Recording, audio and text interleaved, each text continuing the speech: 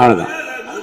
இல்ல இப்போது 110 விதி பாருங்க, 110 விதியின் கீழ் மாண்பு அமைச்சர் அறிக்கை படித்த பிறகு விவாதம் கிடையாது. தயவுசெய்து அமருங்கள். நீங்க உறுப்பினர் பேசுற போது பேசுங்க. நீங்க உறுப்பினர் பேசுகிற பாருங்க, உங்களுக்கு விவாதம் இல்லைங்க. நீங்க பாருங்க, அவர் பேசிய பாருங்க, தயவுசெய்து நீங்களே அவர் பேசிய பிறகு அந்த கருத்தை ஒட்டி பேசுவதற்கு உங்களுக்கு வாய்ப்பு இருக்கு. 3 திராவிட முன்னேற்ற கழகத்தை சார்ந்து ஒரு பேச இருக்கீங்க. அப்படியே கருத்துக்கள்லாம் சொல்லுங்க. இப்படி பண்ணுங்க, அப்படி பண்ணுங்க, இதெல்லாம் செய்ய வேண்டும் என்று கேளுங்க. யார் வேண்டாம்னு சொல்ற இப்ப பேச முடியாது. 110 விதியின் கீழ் அறிக்கை படித்த பிறகு விவாதம் கிடையாது. உட்காருங்க. மாண்பு உறுப்பினருக்கான சிலவற்றை நான் வெளியே கேட்கிறேன்.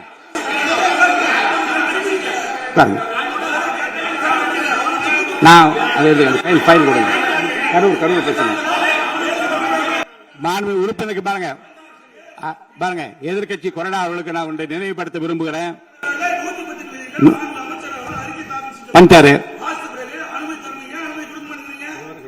இந்த 110 விதியின் கீழ் அவர் பேசிய பேச்சுகள் குறித்து எந்த விவாதம் கிடையாது. நீங்க கேட்க உரிமை பிரச்சனை சொல்றாங்க. உட்காருங்க.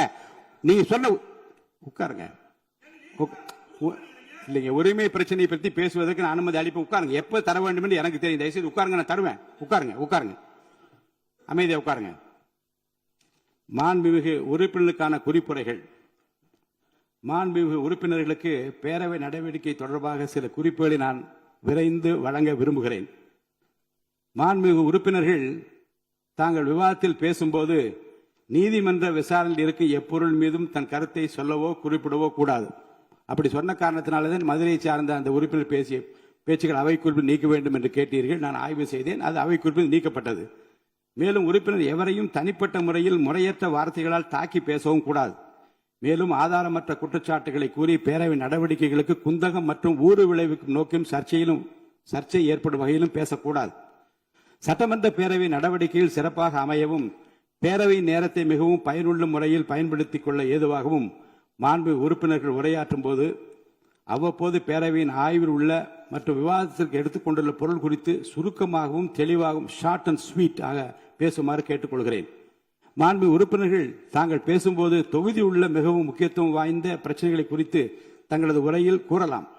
தொகுதி சார்ந்த பொதுவான கோரிக்கைகள் குறித்து என்னிடம் எழுதி கொடுத்தால் அவற்றை அவையில் தாங்கள் பேசியதாக அவை குறிப்பில் பதிவு செய்து தங்களது உரையில் சேர்த்துக் கொள்ளப்பட்டு அந்த உரையின் நகல் மாண்பு உறுப்பினர்களுக்கு அனுப்பி வைக்கப்படும் என்பதை தெரிவித்துக் கொள்கிறேன். அப்படி வந்தா உரையில நீங்க என்ன எழுதி கொடுக்கின்றீர்களோ அது உங்களுக்கு நீங்கள் பேசியதாகவே கருதி அந்த உரை உங்களுக்கு வழங்க. அப்புறம் நீங்க தொகுதிக்கு போகிற போது நமது சட்டமன்ற உறுப்பினர் என்னென்ன பேசினார் என்று உங்கள் தொகுதியில் ஒரு புத்தகமாகவோ நோட்டீஸாக அடித்து மக்களுக்கு கொடுப்பதன் மூலமாக அவையில் நீங்கள் என்ன பேசினீர்கள் முழுமையாக என்பதை மக்கள் தெரிந்து கொள்ளும் ஒரு வாய்ப்பு ஏற்படும்.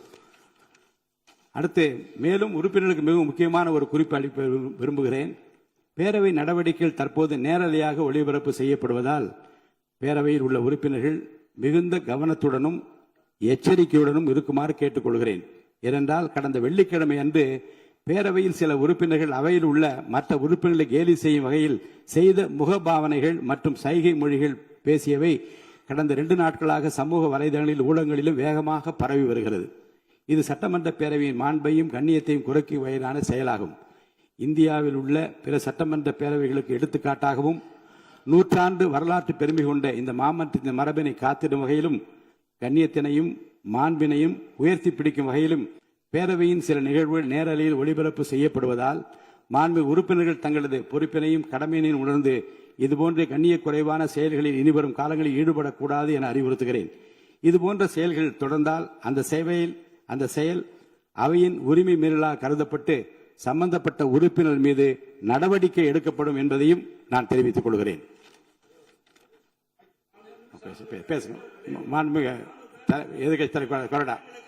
மாண்புமிகு பேரவைத் தலைவர்களை எடுக்கிறேன்னு சொல்லிட்டு எடுக்கிற உட்காருங்க.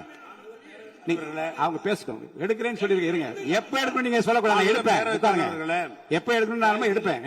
எங்களை பொறுத்தளவுக்கு திராவிட முன்னேற்ற கழகத்தை பொறுத்தளவுக்கு நாங்கள் அரசினுடைய கவனத்துக்கு கொண்டு வருகிற செய்தியை தான் நான் சொல்ல விரும்புகிறேன். வேறொன்றுமல்ல.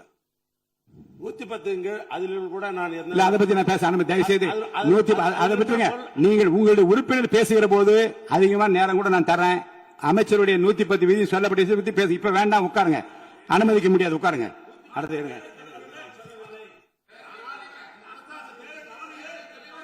அடுத்து நான் இப்போ இருங்க, நேரலை ஒலிபரப்பை பத்தி நான் ஒன்னு சொன்னேன். காலையில் நீங்க ஒரு கடிதம் கொடுத்திருக்கீங்க. இருங்க,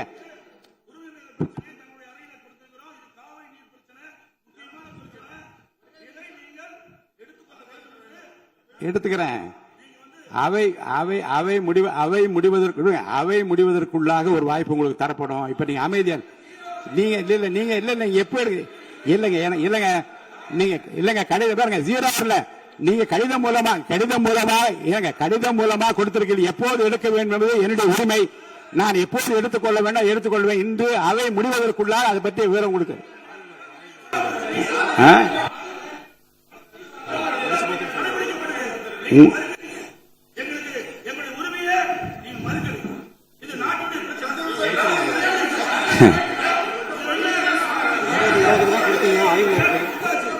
உங்கள் உரிமையை மட்டுமல்ல, இருங்க, உங்கள் உரிமையை மட்டுமல்ல, இந்த அவையின் எல்லா உறுப்பினருடைய உரிமையும் தமிழ்நாட்டு மக்களின் உரிமையும் பாதுகாக்கின்ற விதத்தில் தான் இந்த மேகதாது பிரச்சனைக்கு தீர்மானம் கொண்டு வரப்பட்டது. அது குறித்து உரிமை பிரச்சனைக்கு உங்களுக்கு வாய்ப்பு அளிப்பேன். நீங்க அமைதியா உட்காருங்க, வாய்ப்பு அளி. இப்ப நீங்க சொல்லாதீங்க என்ன இப்பே என்று சொல்லி கட்டாயப்படுத்த உரிமை இல்லை. நான் அளிப்பேன், உரிய நேரத்தில் அளிப்பேன். உட்காருங்க. நீங்க இல்லைங்க ஜீரோ அவர் கிடையாது. அலுவல் ஆய்வுக்குள்ள ஜீரோ அவர் கொஸ்டின் அவர் கிடையாதுன்னு சொல்லியாச்சு. நீ திரும்ப அதை பேசிக் கொண்டு அனுமதிக்க முடியாது. உரிமை மேல் பிரச்சனை பேசுவது இல்லைங்க, எடுப்பேன், அனுமதிப்பேன். இன்று அவை முடிவதற்குள்ள அனுமதிப்பேன். இப்போதே எடுங்க. நீங்க வெளியே போய் பேசுங்க, எனக்கு ஒன்னும் ஆட்சி முடியாது. வெளியில என்ன அதைத்தான் நான் சொல்லுகிறேன். நீங்கள் சொல்லுகிற நேரத்தை எடுத்துக்கொள்ள முடியாது. அவை முடிவதற்குள்ளாக வாய்ப்பு அளிப்பேன். அவை முடிவதற்குள்ளாக வாய்ப்பு அளிப்பேன். நீங்க பேசுங்க. இப்போது எடுத்துக்கொள்ள முடியாது. சபையின் மற்ற நடவடிக்கைகள் கவனம் செலுத்திக் கொண்டிருக்கிறேன். தயவுசெய்து அவை நடப்பதற்கு அமைதியாக ஒத்துழைப்பு தாருங்கள். அதை செய்து உட்காருங்க.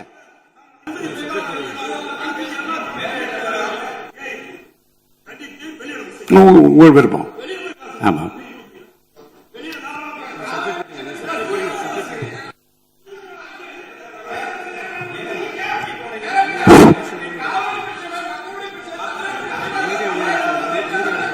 அமைதியா வெளியேறுங்க. அமைதியா இருங்க. தவறான வார்த்தை யூஸ் பண்ணாதீங்க.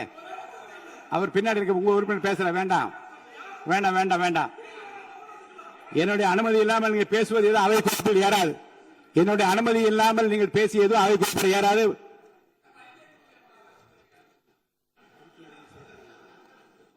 மாண்பு உறுப்பினருக்கு நான் ஒன்று சொல்கிறேன்.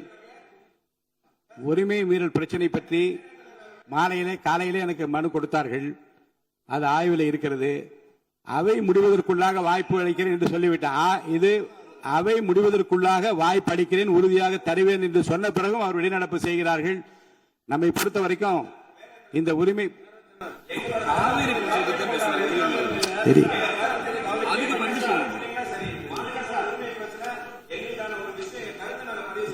உங்களுக்கு அதே தான் பதில்.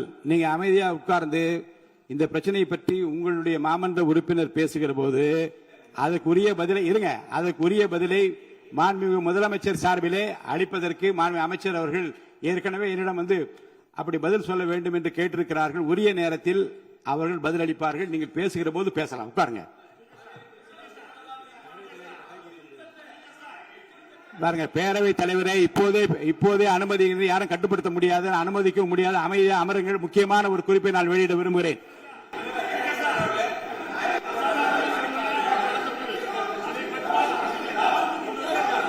நல்லா பேசும்போது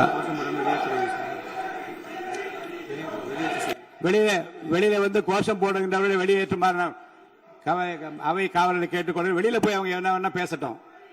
வளாகத்துக்குள்ள இறங்க குரல் கொடுக்க கூடாது. தயவுசெய்து வெளியே போக சொல்லுங்க. வெளியே அனுப்புமாறு கேட்டுக்கொள்கிறேன். போங்க.